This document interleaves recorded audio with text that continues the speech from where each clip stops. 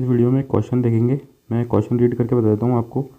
Semiconductor strain gauge typically have much higher gauge factor than those of metallic strain gauge primarily due to. ये कह रहा है कि जो सेमीकंडक्टर स्ट्रेन गेज होता है उनका जो गेज फैक्टर होता है वो बहुत ज़्यादा होता है किससे, मेटलिक स्ट्रेन गेज से। तो ये वो जानना चाहता है कि भाई इसका जो गेज फैक्टर होता है वो मेटलिक स्ट्रेन गेज से इतना ज़्यादा क्यों होता है। मतलब सेमीकंडक्टर स्ट्रेन गेज का जो गेज फैक्टर होता है वो मेटलिक स्ट्रेन गेज से इतना ज़्यादा क्यों होता है, उसका कारण क्या है। देखो ये कुछ ऑप्शन दिए हुए थे, ठीक है, तो इनमें से अपन को करेक्ट ऑप्शन बताना है। देखो सबसे पहले तो अपन ये देख लेते हैं कि स्ट्रेन गेज होता क्या है। देखो मैं आपको सबसे पहले स्ट्रेन का मीनिंग बता देता हूँ। स्ट्रेन मतलब किसी चीज़ का एक्सटर्नल फोर्स के कारण एक्सपेंड होना या कॉन्ट्रैक्ट होना, ठीक है ना। स्ट्रेन का ये मतलब होता है। तो देखो एक्सपेंड होना या कॉन्ट्रैक्ट होना मतलब कि उसकी बॉडी का डिफॉर्म होना भी बोल सकते हैं एक तरीके से अपन। तो देखो सबसे पहले अपन स्ट्रेन गेज क्या होता है वो देख लेते हैं। A strain gauge is a device use to measure the strain और deformation of an object under external force. देखो किसी ऑब्जेक्ट पे अगर एक्सटर्नल फोर्स अप्लाई होती है, ठीक है ना, तो उसमें कितना स्ट्रेन या फिर उसमें कितना डिफॉर्मेशन आता है उसको जो मेज़र करता है वो कौन करता है, मेज़र करने का काम है वो जो कौन करता है वो करता है स्ट्रेन गेज। तो देखो यही लिखा है, strain gauge is a device use to measure the strain और deformation of an object under external forces.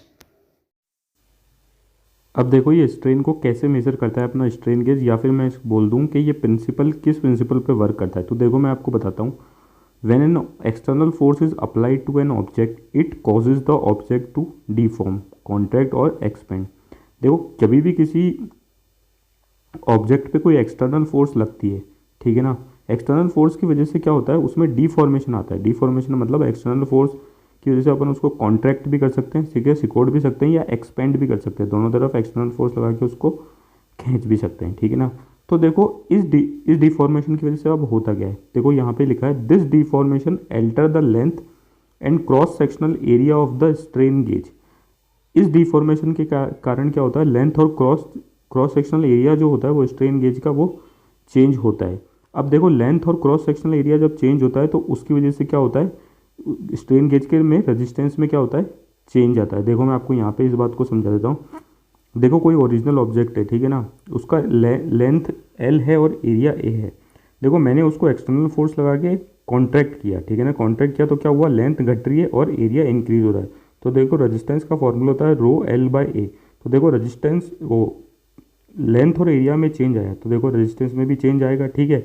वैसे ही अगर मैं किसी ऑब्जेक्ट या मटेरियल को एक्सपेंड करता हूँ तो देखो लेंथ, ओरिजिनल ऑब्जेक्ट को अगर मैं एक्सपेंड करता हूँ तो उसकी लेंथ इंक्रीज हो जाएगी और एरिया डिक्रीज हो जाएगा।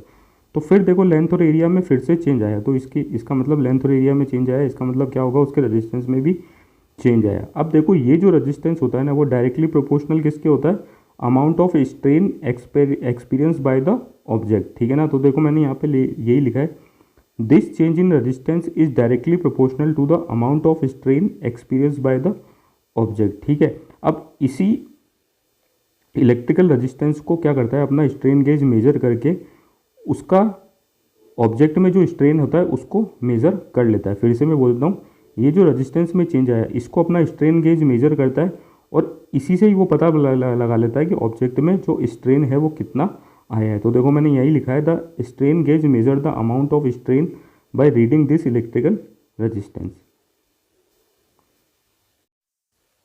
देखो अब एक चीज़ और देखो, जो रेजिस्टेंस होता है ना वो सिर्फ लेंथ और एरिया मतलब कि सिर्फ ज्योमेट्री पे डिपेंड नहीं करता है ऑब्जेक्ट की या फिर मटेरियल की, वो रजिस्टिविटी पे भी डिपेंड करता है। कहने का मतलब ये है कि रेजिस्टेंस जो होता है वो दो फैक्टर पे से चेंज होता है किसी ऑब्जेक्ट का, या तो ऑब्जेक्ट की ज्योमेट्री चेंज कर दो, ठीक है ना, या उस ऑब्जेक्ट की या मटीरियल की क्या कर दो, रजिस्टिविटी को चेंज कर दो। तो देखो मैंने यहाँ पर यही चीज़ लिखी है the electrical resistance changes is due to two causes. दो कॉज की वजह से इलेक्ट्रिकल रेजिस्टेंस चेंज होता है, जैसे कि मैंने आपको बताया ज्योमेट्री चेंज कर दो मतलब कि लेंथ और एरिया के चेंज होने की वजह से जो रेजिस्टेंस चेंज होता है, या फिर रजिस्टिविटी के चेंज होने से रेजिस्टेंस में भी चेंज आता है, या फिर मैं बोल दूँ कंडक्टिविटी के भी चेंज होने से, क्योंकि कंडक्टिविटी क्या होता है, वन अपन रजिस्टिविटी तो होता है, रेसिप्रोकल ऑफ रजिस्टिविटी तो कंडक्टिविटी होता है।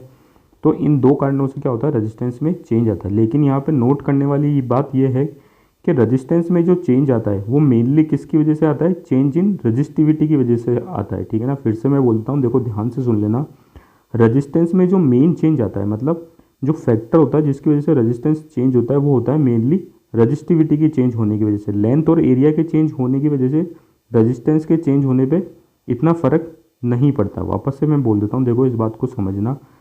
रजिस्टिविटी के जो रेजिस्टेंस चेंज होता है ना किसी ऑब्जेक्ट का, मेनली वो उसकी रजिस्टिविटी के चेंज होने की वजह से होता है, ना कि उसकी ज्योमेट्री की चेंज होने की वजह से होता है, ठीक है ना। तो जो डोमिनेंट फैक्टर वो क्या है रेजिस्टेंस का चेंज होने का, रजिस्टिविटी, और जो दूसरा फैक्टर है वो क्या है, ज्योमेट्री है, मतलब लेंथ और एरिया है।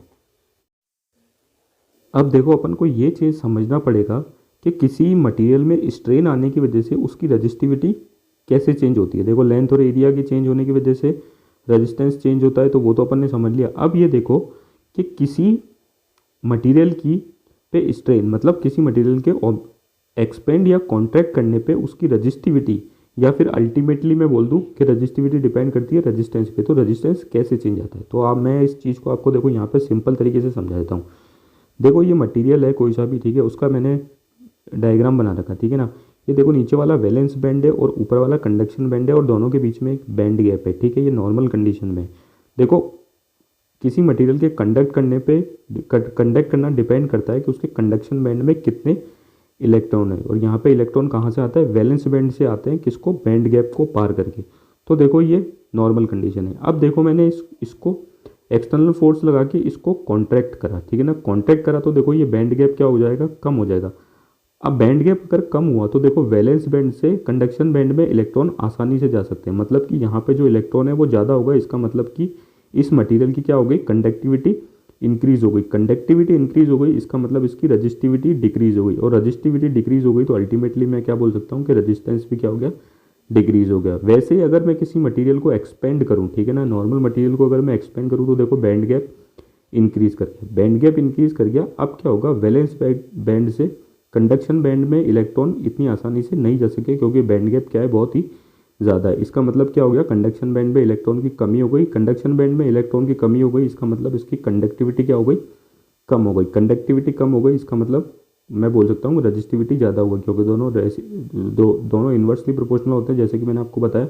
और रजिस्टिविटी अगर ज़्यादा हो गई तो रजिस्टेंस भी क्या हो जाएगा, इंक्रीज हो जाएगा। तो मैंने आपको यहाँ पे बता दिया कि स्ट्रेन की वजह से रजिस्टिविटी कैसे चेंज होती है, और यही अपन को ज़्यादातर ध्यान रखना था, ठीक है ना।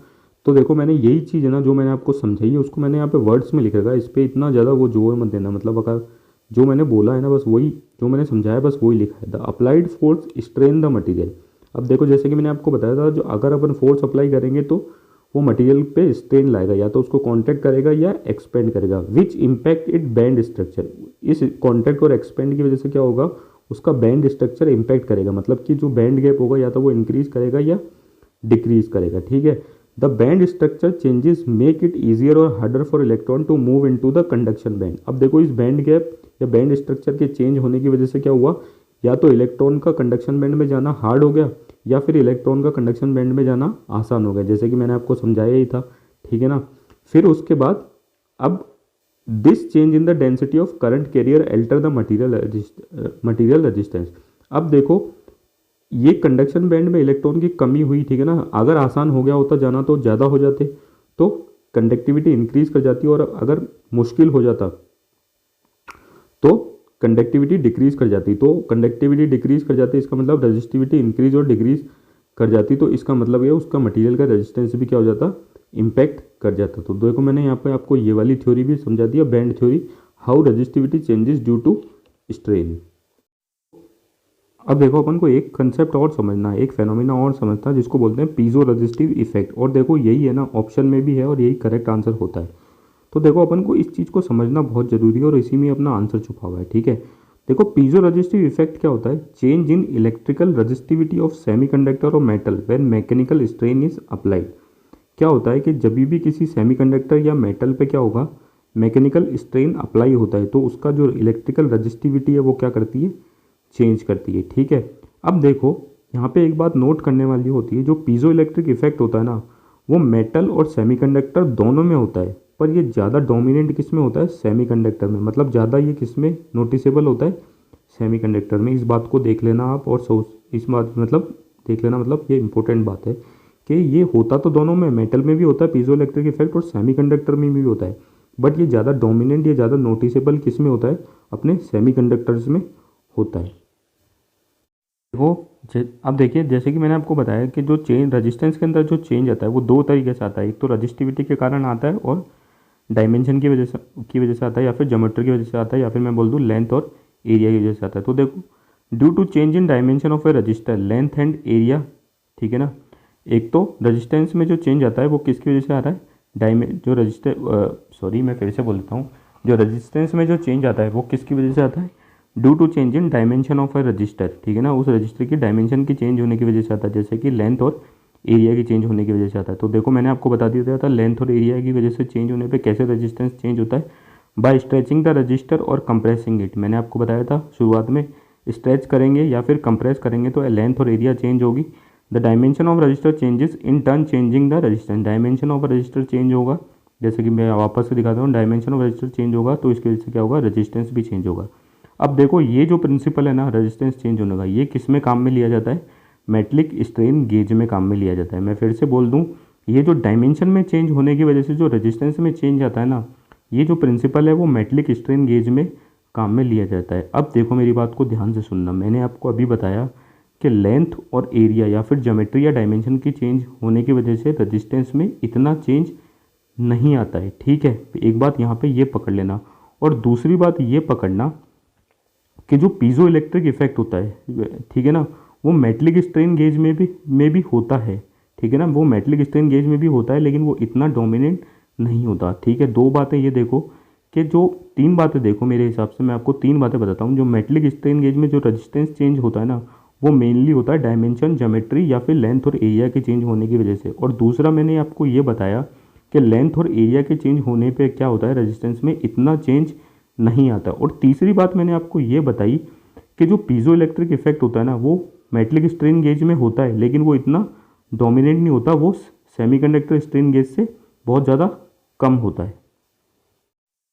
अब देखो, जो सेमीकंडक्टर स्ट्रेन गेज होता है ना, उसमें यहाँ पे स्ट्रेस गलत आ गया, स्ट्रेन होने की वजह से रेजिस्टेंस में चेंज आता है। अब देखो, सेमीकंडक्टर जो स्ट्रेन गेज होता है ना, उसमें स्ट्रेन होने की वजह से रेजिस्टेंस में दो कारणों से चेंज आता है। एक तो इलेक्ट्रॉन बैंड स्ट्रक्चर के चेंज होने की वजह से, जैसे कि मैंने आपको बताया था, इलेक्ट्रॉन बैंड स्ट्रक्चर चेंज होता है तो रजिस्टिविटी भी चेंज होता है, और रजिस्टिविटी चेंज होती है तो दूसरा रजिस्टेंस भी चेंज होता है। और दूसरा, जैसे कि मैं उसमें मेटलिक स्ट्रेन गेज में होता है ज्योमेट्री के चेंज होने की वजह से भी, क्योंकि अगर अपन स्ट्रेन डाल रहे हैं तो ज्योमेट्री भी भाई दिखती सी बात है चेंज होगी, तो क्या होगा, उसका रेजिस्टेंस भी चेंज होगा। अब देखो, ध्यान देने वाली बात यह है, मैंने आपको बताया था कि जो रेजिस्टेंस में चेंज होता है ना, वो जो डोमिनेंट होता है वो किसकी वजह से होता है, उसकी रजिस्टिविटी के चेंज होने की वजह से होता है। और रजिस्टिविटी किससे चेंज होती है, इलेक्ट्रॉन बैंड स्ट्रक्चर के चेंज होने की वजह से होती है। तो देखो, यहाँ पे मैं ये बात बोल सकता हूँ कि जो सेमीकंडक्टर स्ट्रेन गेज है ना, उसमें जो रेजिस्टेंस में चेंज होता है स्ट्रेन पड़ने की वजह से वो ज़्यादा होता है, क्योंकि उसकी जो रजिस्टिविटी होती है वो चेंज कर जाती है। क्यों, और वो रजिस्टिविटी क्यों चेंज कर जाती है, क्योंकि उसके इलेक्ट्रॉन बैंड स्ट्रक्चर में क्या हो जाता है, चेंज होता था। और दूसरी बात मैंने आपको यहाँ पे ये बताई थी कि जो पीजो इलेक्ट्रिक इफेक्ट होता है, ठीक है ना, वो किस में डोमिनेंट होता है, सेमीकंडक्टर में डोमिनेंट होता है। तो मैं यहाँ से फिर एक बात ये कह सकता हूँ कि पीजो इलेक्ट्रिक इफेक्ट अगर सेमीकंडक्टर में डोमिनेंट होता है ना, तो जो सेमीकंडक्टर स्ट्रेन गेज के जो रेजिस्टेंस में चेंज होता है स्ट्रेन पड़ने की वजह से, वो ज़्यादा होता है किससे, मेटलिक स्ट्रेन गेज से, ठीक है ना। तो देखो, मैंने यहाँ पे यही बात लिखी है, the piezo resistive effect of a semiconductor typically 2 order of magnitude larger than in metal. क्योंकि इसमें जो रेजिस्टेंस में चेंज आ रहा है वो दो तरीके से आ रहा है, एक तो इलेक्ट्रॉन बैंड स्ट्रक्चर में चेंज होने की वजह से, या फिर मैं बोल दूँ उसका इसके रजिस्टिविटी में चेंज होने की वजह से और डायमेंशन में चेंज होने की वजह से तो आ ही रहा है। और जो रजिस्टिविटी में या इलेक्ट्रॉन बैंड स्ट्रक्चर में जो चेंज होता है वो डोमिनेंट किस में होता है, सेमीकंडक्टर में होता है। तो जो रजिस्टेंस में चेंज होगा, ठीक है ना, स्ट्रेन पड़ने की वजह से, वो सेमीकंडक्टर स्ट्रेन गेज में ज़्यादा होगा। देखो, जो बातें मैंने आपको ऊपर बताई ना, उसको मैंने समराइज़ करके बहुत अच्छी तरीके से लिख भी दिया। देखो, मैं आपको उसको पढ़ के बता देता हूँ। The metal strain gauge changes their resistance due to geometry changes. जैसे कि मैंने आपको ऊपर भी बताया था, जो मेटल स्ट्रेन गेज में जो रेजिस्टेंस में चेंज आता है ना, वो मेनली किसकी वजह से आता है, उसकी ज्योमेट्री के चेंज होने की वजह से, मतलब लेंथ और एरिया में चेंज होने की वजह से। हालांकि metal also show some piezo resistive effect, हालांकि मेटल में भी पीजो रजिस्टिव इफेक्ट होता है, लेकिन वो बहुत ही स्मॉल होता है, किसके कंपैरिजन में, सेमीकंडक्टर स्ट्रेन गेज के कंपैरिजन में। इसकी वजह से क्या होता है, जो change in resistance of A semiconductor strain gauge was much larger than that of a metal strain gauge. इसकी वजह से क्या होता है, जो पीजो रेजिस्टिव इफेक्ट होता है वो सेमीकंडक्टर में ज़्यादा होता है, डोमिनेट होता है। इसकी वजह से क्या होता है, जो सेमीकंडक्टर स्ट्रेन गेज में जो चेंज इन रेजिस्टेंस होता है वो बहुत ही ज़्यादा होता है, किसके कंपैरिजन में, मेटल स्ट्रेन गेज के कंपैरिजन में। ठीक है, और ये क्यों होता है, क्योंकि मैंने आपको बताया कि रेजिस्टेंस का चेंज होने का मेन कारण क्या है, उसकी रजिस्टिविटी में चेंज होना। हालांकि डायमेंशन के चेंज होने की वजह से भी उसकी रेजिस्टेंस में चेंज आता है, लेकिन वो इतना नहीं आता है। इसलिए मैं यहाँ से एक बात ये कह सकता हूँ कि जो रेजिस्टेंस में चेंज आता है वो सेमीकंडक्टर स्ट्रेन गेज में ज़्यादा आता है स्ट्रेन लगने पे। क्यों आता है, क्योंकि उसमें पीजो रजिस्टिव इफेक्ट होता है, वो क्या होता है, डोमिनेंट होता है। ने अपन से गेज फैक्टर ही पूछा था कि गेज फैक्टर जो होता है वो सेमीकंडक्टर स्ट्रेन गेज का ज़्यादा किस कारण से होता है। तो सबसे पहले देखो, आप गेज फैक्टर भी देख लो, it is the ratio of per unit change in resistance to per unit change in length. ठीक है ना, कि जो एक रेशियो है किसका, per unit change in resistance to per unit change in length, मतलब कि लेंथ चेंज होने पर रेजिस्टेंस पे कितना चेंज आता है। अब देखो, जो गेज फैक्टर है उसको ऐसे भी लिख सकते हैं, resistance change due to change in length, resistance में चेंज आ रहा है लेंथ की चेंज होने की वजह से, रेजिस्टेंस में चेंज प्लस रेजिस्टेंस में चेंज हो रहा है आ रहा है एरिया की चेंज होने की वजह से, प्लस रेजिस्टेंस में चेंज आ रहा है पीजो रेजिस्टिव इफेक्ट के चेंज होने की वजह से। तो देखो, गेज फैक्टर सेमीकंडक्टर जो गेज फैक्टर है वो सेमीकंडक्टर स्ट्रेन गेज में ज़्यादा क्यों होता है, क्योंकि जो सेमीकंडक्टर स्ट्रेन गेज में उसमें पीजो रेजिस्टिव इफेक्ट क्या होता है, वो हायर होता है। ठीक है ना, तो देखो मैंने यही चीज़ लिख रखी है, as piezo resistive effect is higher in semiconductor than in metal. ठीक है ना, क्योंकि पीजो रेजिस्टिव इफेक्ट जो होता है वो सेमीकंडक्टर में ज़्यादा होता है, किसकी बजाय, मेटल स्ट्रेन गेज की बजाय। Hence gauge factor of semiconductor strain gauge is higher than metallic strain gauge due to piezo resistive effect. इसकी वजह से क्या होता है, जो गेज फैक्टर होता है किसका, सेमीकंडक्टर स्ट्रेन गेज का, वो हायर होता है किससे, मेटलिक स्ट्रेन गेज की से। क्यों, क्योंकि पीजो रेजिस्टिव इफेक्ट के कारण। तो देखो, मैंने आपको इसका आंसर बता दिया यहाँ पे। मैं आपको फिर से यहाँ पे देखो ऑप्शन भी बता देता हूँ, और पूरा पूरा मैंने आपको समझा भी दिया। ये देखो, इसने यही पूछा था, semiconductor strain gauge typically have much higher gauge factor. Semiconductor strain gauge का गेज फैक्टर ज़्यादा होता है किससे, मेट्रिक स्ट्रेन गेज पे, तो गेज से। तो उसका कारण क्या होता है, due to higher piezo resistive coefficient या इफेक्ट। Thank you.